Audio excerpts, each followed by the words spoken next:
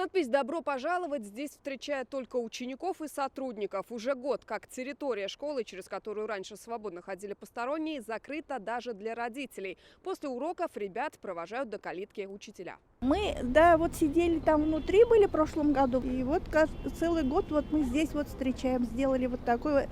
Мне кажется, это очень хорошо. Система контроля и управления доступом на воротах обязательна для объектов образования второй категории безопасности. Именно к ней относится 149-й лицей. Всего категории 4, они зависят от количества детей и определяют необходимые меры безопасности на объекте. Так, в лицее на 1070 детей есть и отдельный пункт охраны. Например, это видеонаблюдение.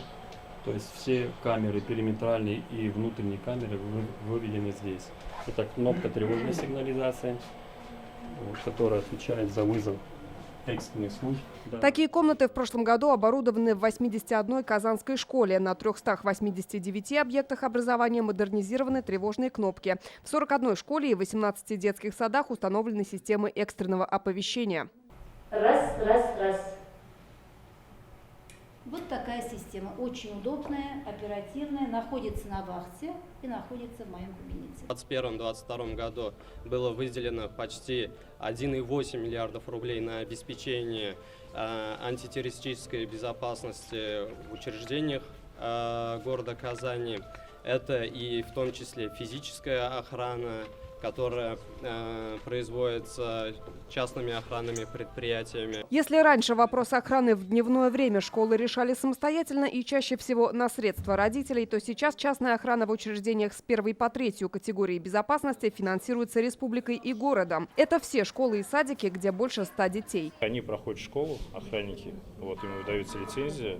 То есть они проходят медосмотр, там, психологов, наркологов, потому что они нормальные, меняемые люди. Да? У 29-й прогимназии на 115 учеников 3-я категория безопасности. Здание не огорожено, но внутри пропускной режим. Здесь тоже есть видеонаблюдение, тревожная кнопка и работает сотрудник ЧОП.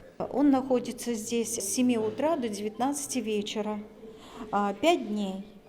Субботу-воскресенье мы не работаем. В ночное время здесь работают сторожа, которые по штатному расписанию. Выделены 2 ставки у нас. Большие планы в городе и на этот год. От ремонта ограждений до модернизации систем пожарной безопасности. На 146 объектах оборудуют отдельные охранные пункты. Общая сумма работ в этом году превысит 1,5 миллиарда рублей. Лина Знатульна, Адель Миндубаев, ТНВ Казань. Закажи рекламу на ТНВ. Телефон в Казани 5 705 100.